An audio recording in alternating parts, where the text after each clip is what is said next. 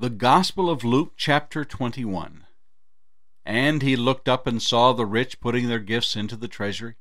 And he saw also a certain poor widow putting in 2 mites. So he said, Truly I say to you that this poor widow has put in more than all.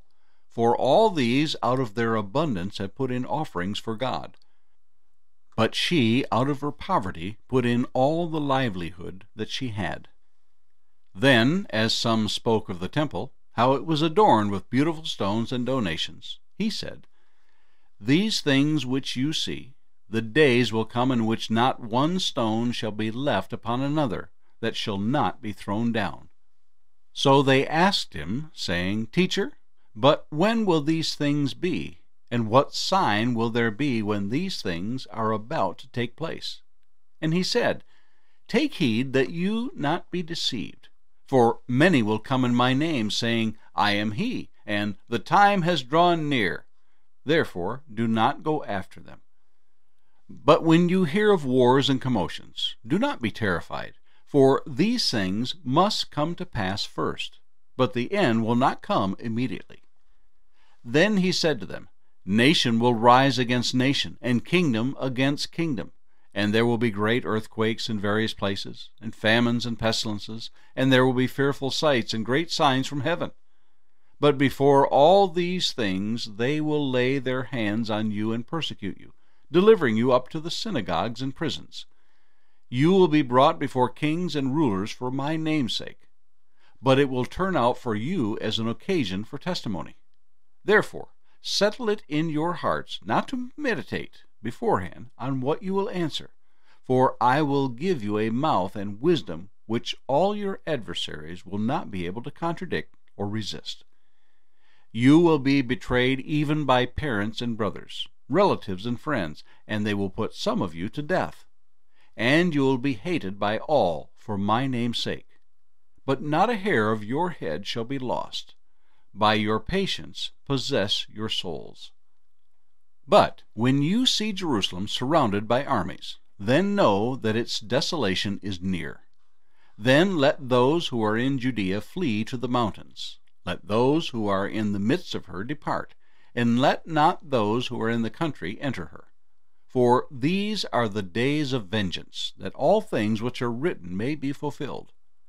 But woe to those who are pregnant, and to those who are nursing babies in those days. For there will be great distress in the land, and wrath upon this people.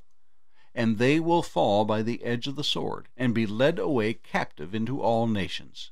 And Jerusalem will be trampled by Gentiles, until the times of the Gentiles are fulfilled. And there will be signs in the sun, in the moon, and in the stars, and on the earth distress of nations, with perplexity, the sea and the waves roaring, men's hearts failing them from fear and the expectation of those things which are coming on the earth. For the powers of the heavens will be shaken. Then they will see the Son of Man coming in a cloud with power and great glory. Now when these things begin to happen, look up and lift up your heads, because your redemption draws near. Then he spoke to them a parable. Look at the fig tree and all the trees. When they are already budding, you see and know for yourselves that summer is now near. So you also, when you see these things happening, know that the kingdom of God is near. Assuredly, I say to you, this generation will by no means pass away till all things take place. Heaven and earth will pass away, but my words will by no means pass away. But take heed to yourselves, lest your hearts be weighed down with carousing, drunkenness, and cares of this life, and that day come on you unexpectedly. For it will come as a snare on all those who dwell on the face of the whole earth. Watch therefore, and pray always that you may be counted worthy to escape all these things that will come to pass, and to stand before the Son of Man. And in the daytime he was teaching in the temple, but at night he went out and stayed on the mountain called Olivet. Then early in the morning all the people came to him in the temple to hear him. The Gospel of Luke, chapter 22. Now the feast of unleavened bread drew near, which is called Passover. And the chief priests and the scribes sought how they might kill him, for they feared the people. Then Satan entered Judas, surnamed Iscariot, who was numbered among the 12. So he went his way and conferred with the chief priests and captains how he might betray him to them. And they were glad and agreed to give him money. So he promised and sought opportunity to betray him to them in the absence of the multitude. Then came the day of unleavened bread, when the Passover must be killed. And he sent Peter and John, saying, Go and prepare the Passover for us, that we may eat. So they said to him, Where do you want us to prepare? And he said to them, Behold, when you have entered the city, a man will meet you carrying a pitcher of water. Follow him into the house which he enters.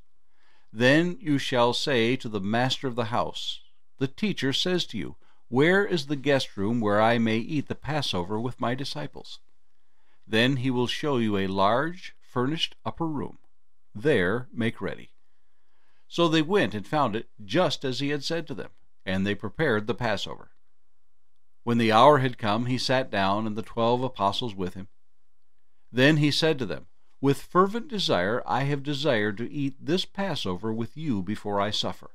For I say to you, I will no longer eat of it until it is fulfilled in the kingdom of God. Then he took the cup and gave thanks, and said, Take this and divide it among yourselves. For I say to you, I will not drink of the fruit of the vine until the kingdom of God comes. And he took bread, gave thanks, and broke it, and gave it to them, saying, This is my body which is given for you. Do this in remembrance of me. Likewise, he also took the cup after supper, saying, This cup is the new covenant in my blood, which is shed for you. But behold, the hand of my betrayer is with me on the table. And truly the Son of Man goes as it has been determined. But woe to that man by whom he is betrayed. Then they began to question among themselves which of them it was who would do this thing. Now there was also a dispute among them, as to which of them should be considered the greatest. And he said to them, The kings of the Gentiles exercise lordship over them, and those who exercise authority over them are called benefactors. Not so among you.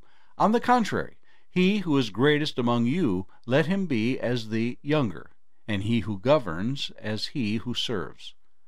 For who is greater, he who sits at the table, or he who serves? Is it not he who sits at the table? Yet I am among you as the one who serves. But you are those who have continued with me in my trials. And I bestow upon you a kingdom, just as my Father bestowed one upon me, that you may eat and drink at my table in my kingdom, and sit on thrones judging the 12 tribes of Israel. And the Lord said, Simon, Simon, indeed Satan has asked for you, that he may sift you as wheat. But I have prayed for you, that your faith should not fail, and when you have returned to me, strengthen your brethren. But he said to him, Lord, I am ready to go with you, both to prison and to death. Then he said, I tell you, Peter, the rooster shall not crow this day before you will deny me 3 times that you know me. And he said to them, When I sent you without money bag, knapsack, and sandals, did you lack anything? They said, Nothing. Then he said to them, But now he who has a money bag, let him take it, and likewise a knapsack. And he who has no sword, let him sell his garment and buy one. For I say to you that this which is written must still be accomplished in me. And he who was numbered with the transgressors. For the things concerning me have an end. So they said, Lord, look, here are 2 swords. And he said to them, It is enough. Coming out, he went to the Mount of Olives, as he was accustomed, and his disciples also followed him. When he came to the place, he said to them, Pray that you may not enter into temptation. And he was withdrawn from them about a stone's throw. And he knelt down and prayed, saying, Father, if it is your will, take this cup away from me. Nevertheless, not my will, but yours be done. Then an angel appeared to him from heaven, strengthening him. And being in agony, he prayed more earnestly. Then his sweat became like great drops of blood falling down to the ground. When he rose up from prayer, and had come to his disciples, he found them sleeping from sorrow. Then he said to them, "Why do you sleep? Rise and pray, lest you enter into temptation." And while he was still speaking, behold, a multitude, and he who was called Judas, one of the 12, went before them, and drew near to Jesus to kiss him. But Jesus said to him, "Judas, are you betraying the Son of Man with a kiss?" When those around him saw what was going to happen, they said to him, "Lord, shall we strike with the sword?" And one of them struck the servant of the high priest, and cut off his right ear. But Jesus answered and said, "Permit even this." And he touched his ear and healed him. Then Jesus said to the chief priests, captains of the temple, and the elders who had come to him, "Have you come out as against a robber, with swords and clubs? When I was with you daily in the temple, you did not try to seize me. But this is your hour and the power of darkness." Having arrested him, they led him and brought him into the high priest's house. But Peter followed at a distance. Now when they had kindled a fire in the midst of the courtyard, and sat down together, Peter sat among them. And a certain servant girl, seeing him as he sat by the fire, looked intently at him and said, "This man was also with him." But he denied him, saying, "Woman, I do not know him." And after a little while another saw him and said, "You also are of them." But Peter said, "Man, I am not." Then, after about an hour had passed, another confidently affirmed, saying, "Surely this fellow also was with him, for he is a Galilean." But Peter said, "Man, I do not know what you are saying." Immediately, while he was still speaking, the rooster crowed. And the Lord turned and looked at Peter. Then Peter remembered the word of the Lord, how he had said to him, "Before the rooster crows, you will deny me 3 times." So Peter went out and wept bitterly. Now the men who held Jesus mocked him and beat him. And having blindfolded him, they struck him on the face and asked him, saying, "Prophesy, who is the one who struck you?" And many other things they blasphemously spoke against him. As soon as it was day, the elders of the people, both chief priests and scribes, came together and led him into their council, saying, "If you are the Christ, tell us." But he said to them, "If I tell you, you will by no means believe. And if I also ask you, you will by no means answer me or let me go.